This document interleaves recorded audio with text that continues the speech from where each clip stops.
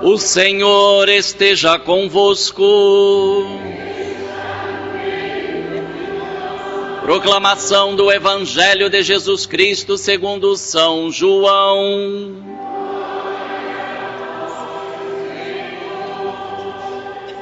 Ao anoitecer daquele dia, o primeiro da semana, estando fechadas por medo dos judeus as portas do lugar onde os discípulos se encontravam, Jesus entrou e, pondo-se no meio deles, disse: "A paz esteja convosco."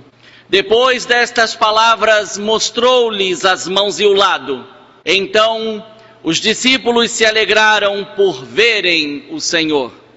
Novamente Jesus disse: "A paz esteja convosco. Como o Pai me enviou, também eu vos envio."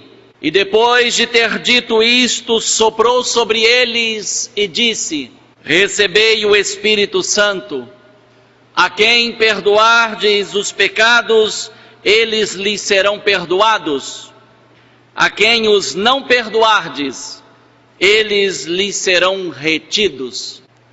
Tomé, chamado Dídimo, que era um dos 12, não estava com eles quando Jesus veio. Os outros discípulos contaram-lhe depois: "Vimos o Senhor." Mas Tomé lhes disse: "Se eu não vir a marca dos pregos em suas mãos, se eu não puser o dedo nas marcas dos pregos e não puser a mão no seu lado, não acreditarei." 8 dias depois, encontravam-se os discípulos novamente reunidos em casa, e Tomé estava com eles. Estando fechadas as portas, Jesus entrou, pôs-se no meio deles e disse: "A paz esteja convosco." Depois disse a Tomé: "Põe o teu dedo aqui e olha as minhas mãos. Estende a tua mão e coloca-a no meu lado. E não sejas incrédulo, mas fiel." Tomé respondeu: "Meu Senhor e meu Deus." Jesus lhe disse: "Acreditaste porque me viste? Bem-aventurados os que creram sem terem visto." Jesus realizou muitos outros sinais diante dos discípulos, que não estão escritos neste livro. Mas estes foram escritos para que acrediteis que Jesus é o Cristo, o Filho de Deus, e para que, crendo, tenhais a vida em seu nome. Palavra da salvação.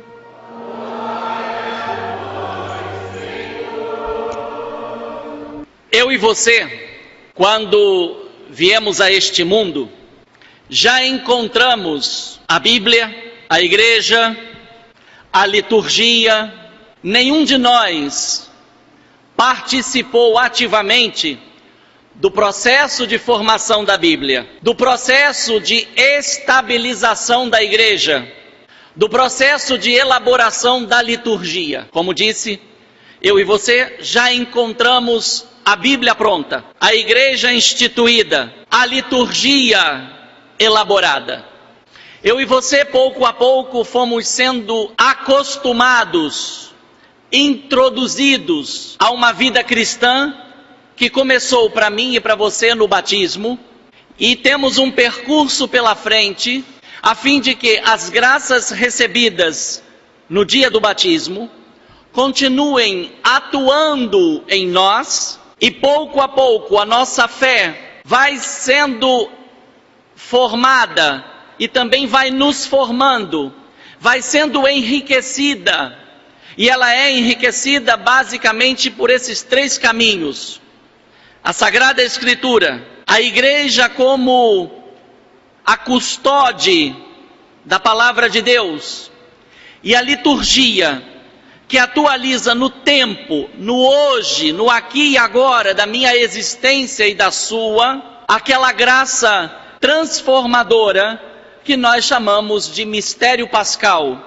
o mistério da paixão, morte e ressurreição de Jesus, que continua alcançando o ser humano ao longo dos séculos, me alcançou você também, graças ao ministério confiado à igreja, que começou com os apóstolos e desde então nunca parou ao longo dos séculos, e vem sendo transmitida de geração em geração através da igreja, através dos apóstolos que continuam o seu ministério nos bispos, e estes estendem esse ministério na igreja através dos presbíteros, dos diáconos, dos catequistas, daqueles que se ocupam e se preocupam com a evangelização, isto é, com o processo de formação do crente, eu e você,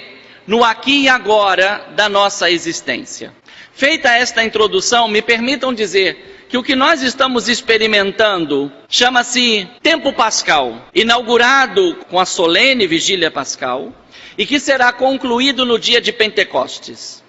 São exatos 50 dias. A igreja pegou este período da liturgia judaica, porque a liturgia judaica também celebrava 50 dias após a Páscoa, a festa de Pentecostes, que é a chamada festa das primícias, das primeiras colheitas.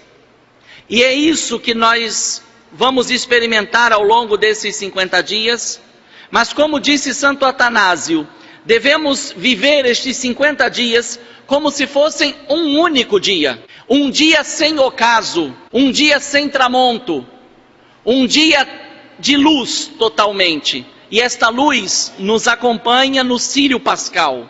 É a luz do ressuscitado, que ilumina o meu íntimo e o seu íntimo, e expulsa de nós todas as trevas, expulsa de nós tudo aquilo que não vem de Deus, e então não pertence, e não é bom nem para mim e nem para você. A luz de Cristo é a luz de sua verdade, é a luz do seu evangelho. E agora brota uma pergunta: por que os evangelhos foram escritos? Por que Mateus, Marcos, Lucas e João nos deixaram este testemunho escrito sobre a pessoa de Jesus, sobre a sua missão e sobre o discipulado?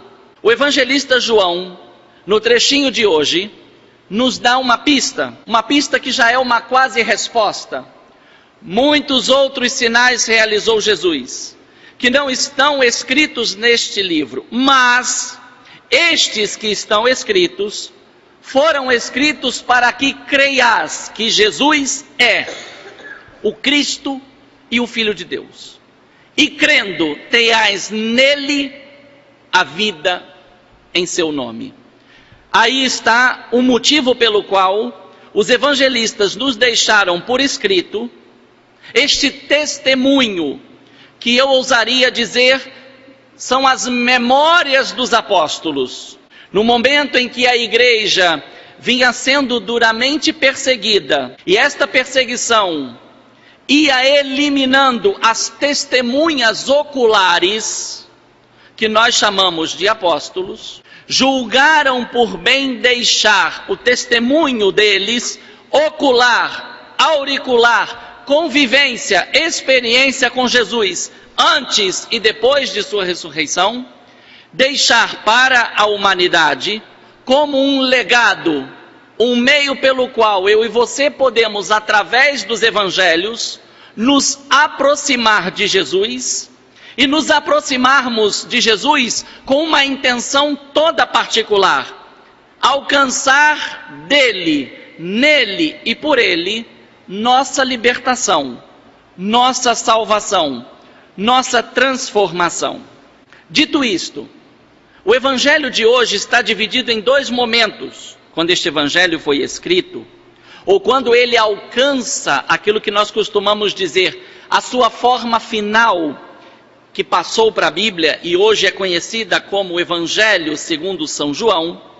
Nós estamos aproximadamente entre os anos 80 e 100 depois de Cristo. É um período em que um imperador chamado Domiciano, que reinou entre 81 e 96, assumiu de novo que ele era divino. Isso havia sido dito a primeira vez por César Augusto, o imperador Otaviano.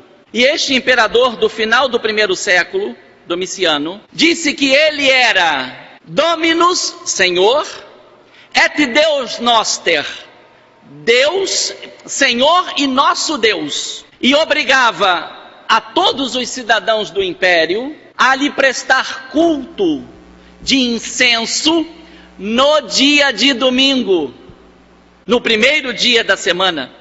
De tal modo que quando eu e você lemos o Evangelho e diz: ao amanhecer do primeiro dia da semana, estando fechadas as portas do lugar onde eles se encontravam por medo dos judeus, Jesus entrou.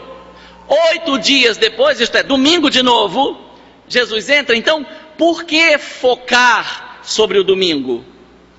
Eu e você, já como disse, nascemos assumindo a tradição de que o dia que os cristãos católicos se reúnem para celebrar o mistério da Páscoa do Senhor é por excelência o domingo. Por isso constitui, segundo o dizer da igreja, uma falta grave não participar da missa no domingo e nos dias santificados. Porque é o dia por excelência onde eu e você, para além da identidade que temos, que diz que eu e você somos filhos de papai e mamãe, é o domingo que diz para mim e para você que eu e você somos filhos de Deus, redimidos por Jesus Cristo e ungidos no seu Espírito. O domingo, então, para mim e para você, tem um significado todo particular em relação ao sábado, que é o dia sagrado dos judeus até hoje, e também em relação ao domingo, que era o dia instituído pelo imperador, para que a ele fosse prestado culto. Então agora a gente entende a força que o evangelista põe e a insistência que ele coloca sobre o primeiro dia da semana, não apenas para dizer que eu e você estamos fazendo memória da ressurreição do Senhor, que ressuscitou na madrugada do primeiro dia da semana, mas mais do que isso, aquilo que identifica Jesus é agora também aquilo que me identifica e identifica você como seguidor de Jesus. Eu e você somos dominicais. É o domingo, o dia por excelência de Deus na minha vida e na sua, dia este que vai dar sentido aos demais dias da semana. Por isso, uma vez eu ouvi uma frase muito interessante. Se eu não me engano, essa frase foi dita pelo Padre Léo, da Canção Nova. O Padre Léo dizia: domingo sem missa, semana sem graça. E sem graça nos dois sentidos. Sem graça porque é sem encanto, mas sem graça também porque eu e você deixamos de vir buscar aquela graça de Deus que vai nos acompanhar, nos sustentar, nos manter na presença de Deus e nos fazer experimentar sua presença e sua ação salvífica na nossa vida.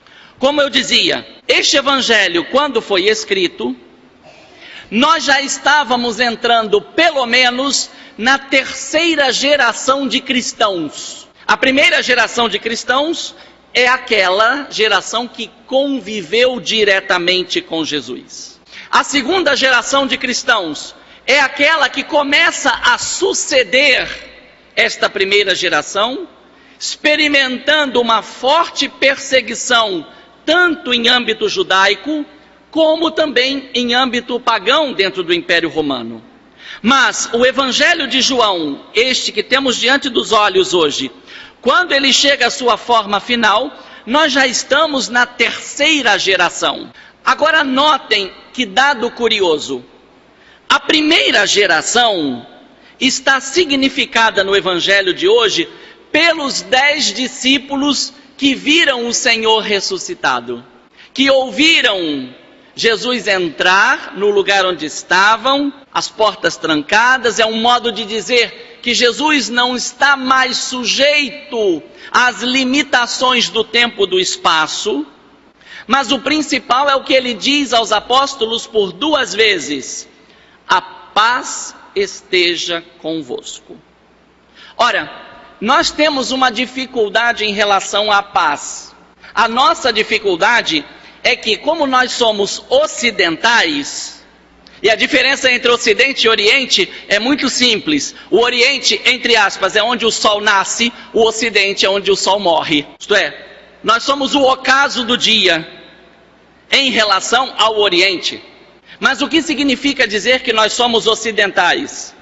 O que eu quero dizer com isso? Eu quero dizer que a ideia que eu e você temos de paz, ela é abstrata. O que é uma coisa abstrata? É uma coisa que eu não posso pegar. Por isso a insistência nos verbos sensoriais: ver, ouvir, tocar.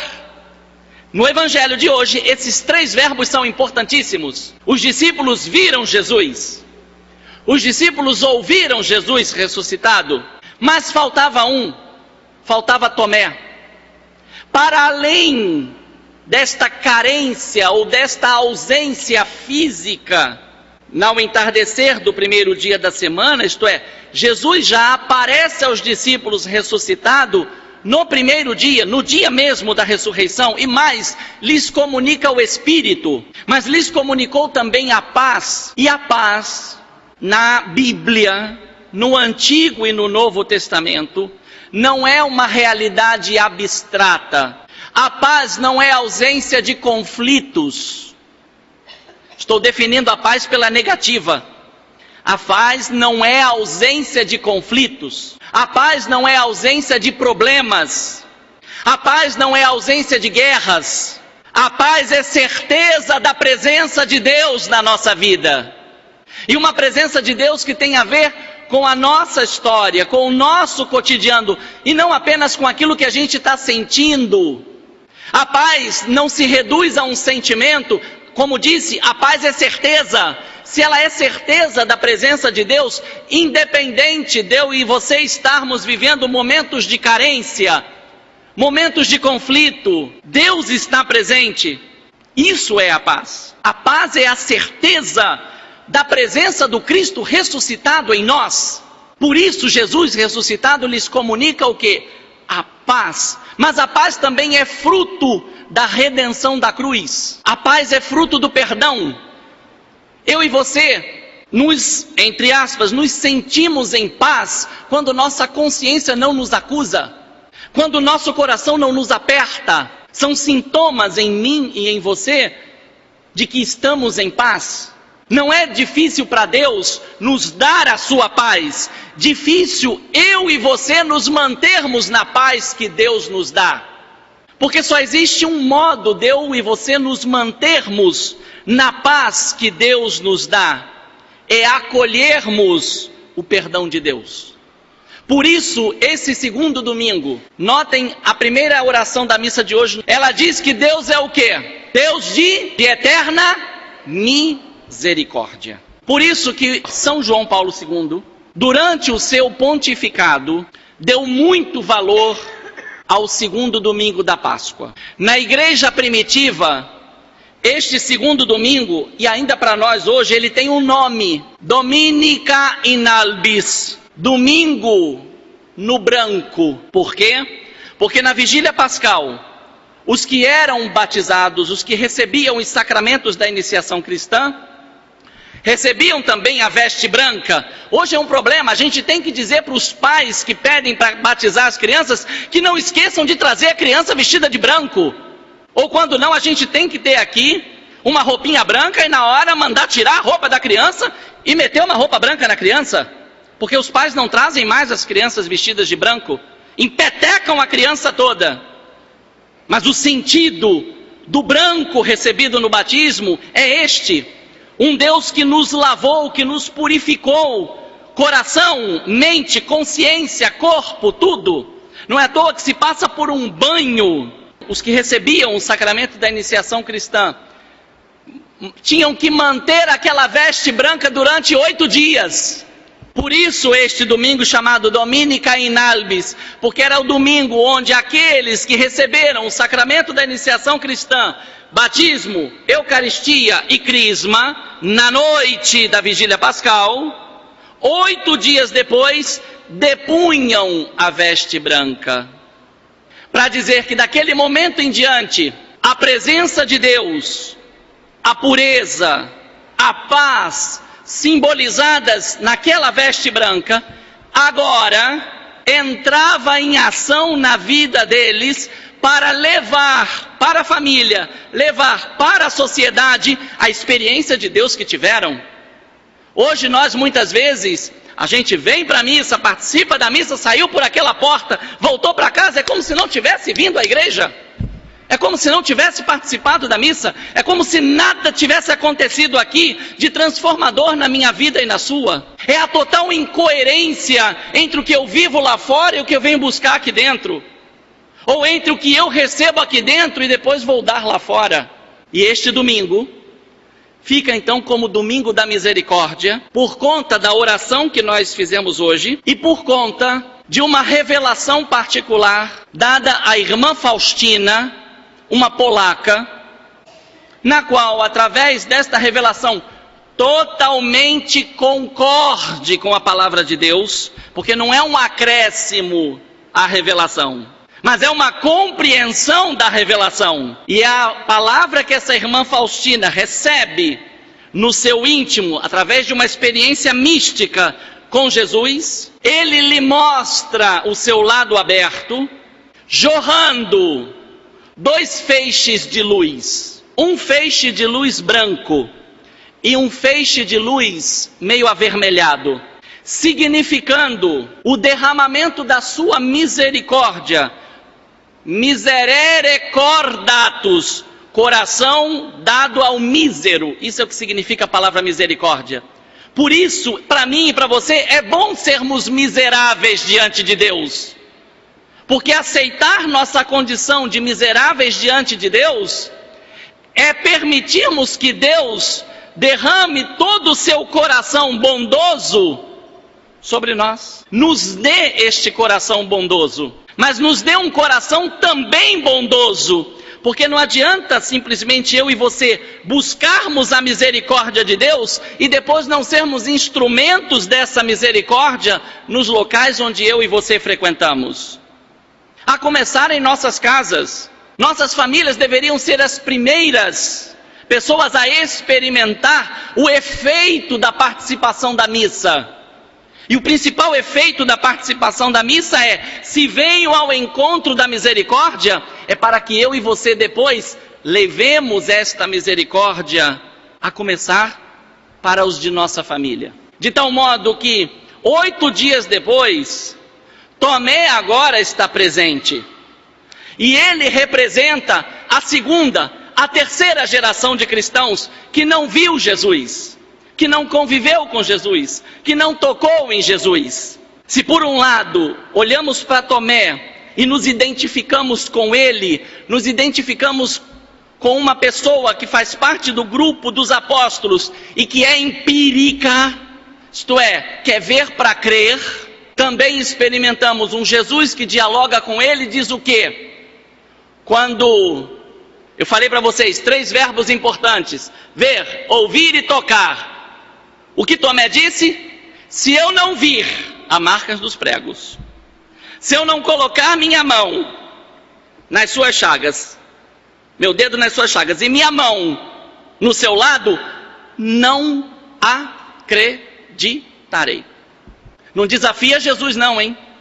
Você vai se dar mal. É melhor para mim e para você sermos desafiados por Jesus. Mas não somos nós que temos que desafiar Jesus a provar para nós que Ele está vivo. Quem prova que Jesus está vivo é o Espírito Santo que nos foi derramado, soprou sobre eles e disse: recebei o Espírito Santo.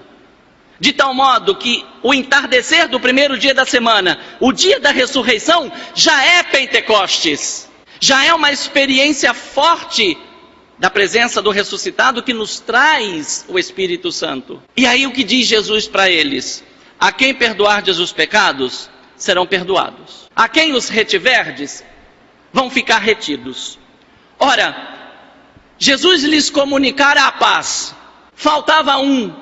E eles foram todos animados dizer para Tomé o que tinham visto, o que tinham ouvido, o que tinham recebido. Vem Tomé e diz o quê? Se eu não tiver a mesma experiência, não acreditarei.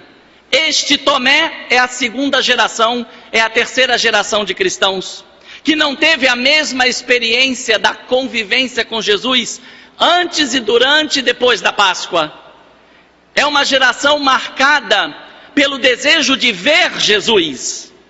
E Jesus vem e diz: existe um modo concreto de me ver ressuscitado.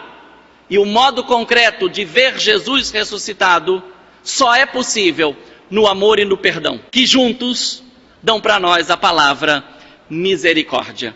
Na misericórdia, eu e você experimentamos o amor de Deus por nós, feito perdão. Por isso, se este domingo for de fato uma experiência do ressuscitado e da sua misericórdia na minha vida e na sua, o Senhor vai mover nossas mentes e nossos corações para o perdão. Perdão, inclusive, de pessoas que você mantém aprisionadas dentro de você e que já morreram. Muitos de nós vivos carregamos conosco rancores, mágoas, ressentimentos de pessoas que já morreram, de pessoas que nos fizeram algum tipo de mal e já morreram. Mas essas pessoas ainda continuam dentro de nós, presas. É preciso libertá-las. E esta libertação chama-se perdão. Perdoar não é esquecer. Perdoar não é esquecer. Perdoar é deixar a pessoa que te ofendeu livre dentro de você, sabedor que ela pode te ofender de novo. E se isso acontecer, lembrar do que Jesus disse a Pedro: Senhor, quantas vezes devo perdoar ao meu irmão que vier me pedir perdão? Até 7 vezes? Não te digo 7, mas 70 vezes 7. Eu e você, muitas vezes, não somos felizes na nossa fé por uma razão muito simples. A gente acha que só quem tem que perdoar é Deus. E enquanto eu e você pensarmos assim, não experimentaremos a força do ressuscitado em nós. Segundo a tradição judaica, e Jesus assumiu isso pessoalmente, nenhum judeu pode deixar esta vida sem dar perdão e sem receber perdão. Como Jesus não tinha que pedir perdão a ninguém, porque ele não veio ofender ninguém, ele só podia o quê? Dar perdão. Pai, perdoai-lhes, não sabem o que fazem. E ele continua dizendo isso para mim e para você, porque eu e você continuamos dando a entender que a gente ainda não entendeu nada sobre Jesus, sua presença, sua misericórdia, seu amor, seu perdão na nossa vida. Se hoje escutamos a voz do Senhor nosso Deus, não nos façamos de surdos. Não endureçamos o nosso coração, mas deixemos a força do seu amor, do seu perdão, da sua misericórdia, nos mover à mesma ação de amor, perdão, misericórdia.